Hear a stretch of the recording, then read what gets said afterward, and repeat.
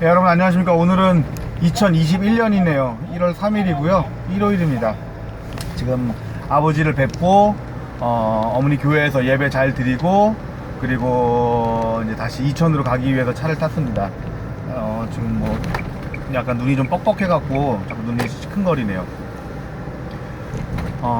아버지는 이제 뭐 저는 이제 무조건 뭐 아버지를 편하게 해드리는 게 목적이라서 그냥 아버지가 해달라는 대로 다 해주고 있고, 그리고 지금은 뭐의 중심이 아버지가 돼야 된다고 저는 생각하고 있기 때문에 아버지 말씀을 좀 많이 들으려고 노력하고 있습니다. 제가 오늘 여러분에게 꼭 드리고 싶은 말씀은 과학을 쫓아가지 못하는 목사들에 대해서 좀 얘기를 해주고 싶어요. 여러분, 저는 성경은 과학에 근거해서 풀이를 해야 된다고 생각하는 사람입니다. 성경이라고 하는 것이 가장 과학적이다 라는 것을 증명하는 게 저의 목표예요. 그렇기 때문에 환상이나 혹은 뭐라 그럴까요, 약간 샤머니즘 같은 거를 저는 잘 이렇게 말을 잘 안 하려고 그래요. 제가 항상 이제 생각하는 것 중에 하나가 뭐냐면요, 과연 성경이 얼마나 과학적인 것과 과연 그 성경의 과학적인 것을 목사들이 이해하고 있는가에 대해서 저는 항상 생각을 하고 있거든요. 근데 불행하게도 목사 중에서 성경 말씀을 달달달달 외우는 사람은 많이 봤지만 그게 과학적으로 왜 그것이 가능하고 또 과학적으로 어떻게 해석을 해야 되는지에 대해서 아는 사람은 거의 없어요. 무조건 어떤 말을 하다가 말이 막히면 하는 말이 과학이 성경을 못 쫓아간다, 이 얘기를 하거든요. 뭐 그거는 한편으로는 맞는 말이긴 해요. 왜냐면은 모든 과학이 다 밝혀진 것이 아니기 때문에 아직은 쫓아가야 될 부분이 많죠. 하지만 한 가지 확실한 거는 과거에 말도 안 됐던 것들이 지금은 되고 있어요.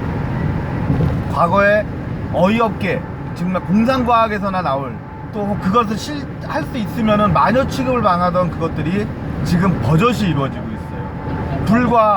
불과 30년 전에 누가 스마트폰을 이렇게 들고 다닐 줄 알았겠어요.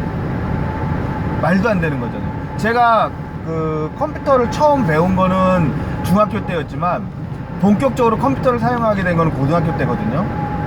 고등학교 1, 2학년 때 우리나라에 이제 컴퓨터가 이제 본격적으로 보급되기 시작했는데, 그때 컴퓨터의 성능이 램이 32램, 64램 정도였고 하드가 1기가 혹은 2기가 정도였어요. 정말 어이없는 수준인 거죠. 지금 보면 지금 제가 들고 있는 스마트폰이 램이 6기가예요 옛날에 64메가였는데 지금 6기가예요 지금 제 핸드폰이 저장 공간이 512기가예요 제 손에 들고 있는 게. 그리고 몇 시간씩 녹화를 할 수도 있고 또 이걸로 영상을 보면서 통화를 할 수도 있어요. 이런 시대가 왔어요. 자, 이런 법칙을 갖다가 만든 거는 하나님이세요. 이 법칙을 이렇게 구현한 것은 하나님이세요. 우리는 아직도 배워야 될 게 무궁무진. 그러니까 인간의 뇌로 하나님이 이룩하신 것을 쫓아간다는 건 사실상 불가능해요. 사실상 불가능이 아니고 그냥 불가능해요. 그럼에도 불구하고 우리가 그것을 계속 탐구해야 되는 이유는 뭐냐면은 그것이 진리이기 때문이에요. 성경에 나와 있는 말씀, 진리가 너희를 자유케 하리라. 진리가 너희를 자유케 하리라. 이게 뭐냐면은 참 진실, 참 가치는 우리 스스로를 갖다가 항상 옳게 인도한다는 거예요. 자, 여러분, 과학을 왜 목사들이 과학을 이해 못하는 것이 정말 답답한 거냐면은 과학의 원리는 하나님께서 만드신 세상의 원리예요. 물론 아주 미미한 수준이죠. 미미해요. 하나님께서 이 우주 만물을 창조하시면서 얼마나 많은, 인간은 절대 상상하지 못하는 그 법칙들을 해놓고 만드셨단 말이에요. 근데 우리는 그것을 배워나가고 있어요. 하나님께서 만드신 법칙이 진짜 뭐 동해안 뭐 사막에 있는 모래만큼 많은 법칙을 만들었고, 우리가 이제 그 중에 하나를 깨우쳤다고 하더라도 그거는 진리예요. 저는 그렇기 때문에 과학을 성경에 정확하게 접목을 시켜야 된다고 생각합니다. 그리고 성경이 가장 과학적이다, 이것을 갖다 가장 심각하게 느낀 게 언제였냐면 빅뱅이에요. 빅뱅. 우주는 한 점에서부터 폭발했고 수억 분의 1초 만에 굉장히 많은 우주가 만들어졌어요. 굉장히 넓은 우주가 이루어졌어요. 그 이후에도 우주는 팽창을 하고 있고요. 이거는 진리예요. 사실입니다. 하나님께서 말씀하셨던 하늘이 있으라 하고 있었고 땅이 있으라 하고 있었다는 그 순간이 과학적으로 증명이 됐어요. 이거는 어떤 종교에서도 이 말을 하지 않아요. 어떠한 종교에서도 이걸 가르치지 않아요. 이런 것들이 밝혀지는 게 바로 성경이 가장 과학적이다라고 말을 하는 거예요. 근데도 불구하고 목사들은 어떻게 해요? 과학을 성경에다가 접목시키려고 하지 않아요. 과학을 깨우치려고 하질 않아요. 오로지 자기 세계에 관려 있는 거예요. 오로지. 그럼 그렇다고 해서 하나님 말씀을 갖다가 그대로 실천하느냐? 우리나라 목사 중에서 하나님 말씀 그대로 실천하고 있는 사람이 누가 있어요? 한 명도 없어요. 우리 어머니도 그렇게 안 해요. 우리 어머니도 그렇게 못해요. 못한단 말이에요. 오히려 이슬람교, 유대교 애들이 훨씬 더 철저하게 지켜요. 과연 누가 더 하나님의 말씀을 지키고 있는가? 누가 더 하나님의 말씀을 옳게 받아들이고 있는가? 우리는 기독교인들이 이걸 명심해야 돼요. 이제는 우리가 하나님의 말씀을 받을 때 이게 왜 이렇게 되는지, 왜 이렇게 될 수밖에 없는지를 알아야 돼요. 여러분께서 여러분 스스로가 한번 돌이켜서 생각을 해보세요. 불교식으로 얘기해볼까요? 인류는 절대 망할 수가 없어요. 인류는 이 세상은 절대 망할 수가 없어요. 왜? 윤회 세상이니까. 근데 사실 모든 과학자들은 그건 틀렸다고 얘기를 해요. 예? 이제 모든 별에는 수명이 있다는 걸 알게 됐어요. 예, 우리 지구가 끝나기 전에 인간은 다른 별로 갈 수도 있겠지요. 아마 그럴 수도 있을 거예요. 하지만 분명하게 말씀드리지만 그 순간이 왔을 때 우리는 굉장히 적지 않게 많은 인류가 죽을 거라는 거예요. 여러분, 성경을 과학과 함께 직시해보세요. 놀랄 만큼 무섭고 놀랄 만큼 정확하다는 걸 알 수 있어요. 목사들이 얘기하는, 제가 오늘 뭐 설교 말씀을 들으면서 시공간에 대해서 얘기를 하는데 정말 어이없고 어처구니 없다는 생각밖에 안 들었어요. 예, 전 솔직히 그랬어요. 저 사람은 시공간이 뭔지를 모르는구나. 시공간을 이해하지 못하는구나. 단순히 시간과 공간이라고 하는 개념을 얘기하기 위해서 그랬을 수도 있겠지만 절대 맞지 않는 내용이에요. 여러분 스스로가 여러분에게 다시 한번 질문을 해보세요. 한번 해보세요. 우주 만물을 창조하신 하나님의 법칙을 우리가 다 할 수는 없어요. 저는 분명히 말씀드리지만 하나님이 만들어 놓으신 걸 갖다 인간이 깨우치는 건 저는 불가능하다고 생각하고 있어요. 하지만 여태까지 깨우친 것들 정말 너무 미미한 수준이겠지만 이거는 진리예요. 하나님께서 말씀하신, 예수님께서 말씀하신 진리가 너희를 자유케 하리라. 진리가 너희를 자유케 하리라. 과학은 진리예요.